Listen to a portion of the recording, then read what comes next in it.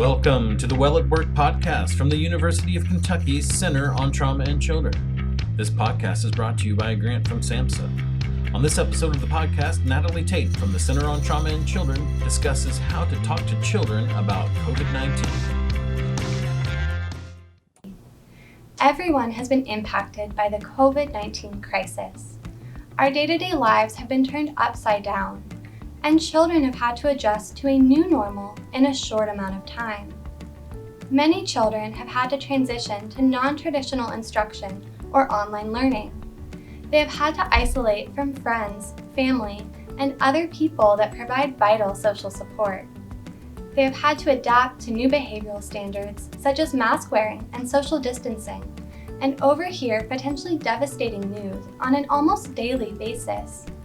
As healthcare and behavioral health professionals, it is important to promote open and honest conversation with our children to understand how we can better support them and ensure we answer their questions and address their concerns. Today, we will provide some tips for talking to our children about COVID-19, review common issues children may be facing, and discuss how to support them throughout this crisis. Tip 1. Holding space. When initiating these conversations with children, it is important to be fully present with them. Engage in active listening techniques to ensure they feel understood and heard. Validate and normalize any emotions they express. This is important during any interaction with children, but is especially important to remember throughout conversations related to COVID-19. These basic tools can help support children while they adapt to changes and potential fears COVID-19 may bring up for them. Tip 2. Honesty and clarity. When answering your child's questions or discussing COVID-19, honesty and open communication are key. You want to focus on communicating any information you are sharing truthfully and clearly, but in a way that is still developmentally appropriate for your child. They may be receiving misinformation from others, so it is helpful to gently provide them with factual information in a non-judgmental way and equip them with knowledge about the situation. Tip 3. Safety. Discuss ways your child can engage in behavioral strategies that will promote their feelings of safety. These tips can help empower them in a situation that may feel out of their control.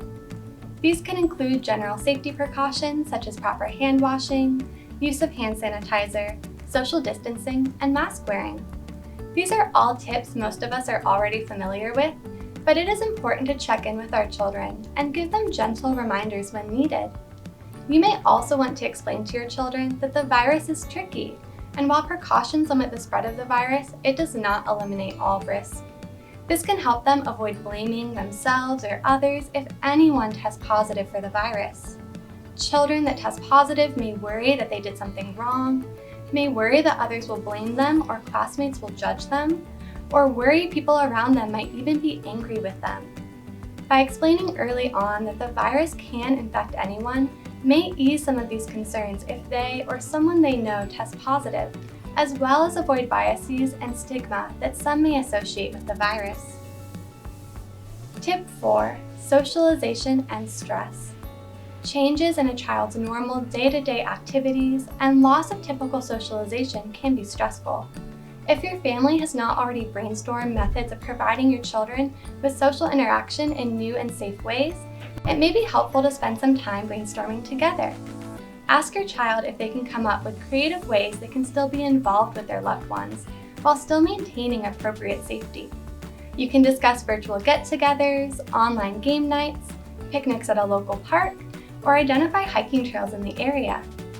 Other options may include filming and recording videos they can send to loved ones, or even exchanging letters with a friend, family member, or pen pal.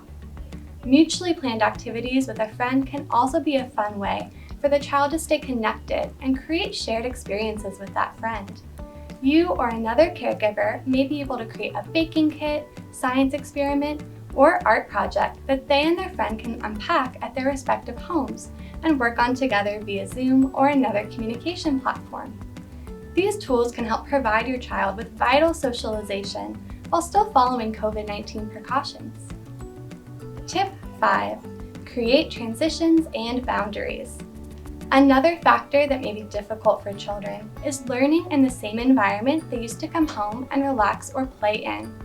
You may want to investigate any tools you're already utilizing to separate school time from home time, or suggest techniques they can implement to create firmer boundaries between work and play.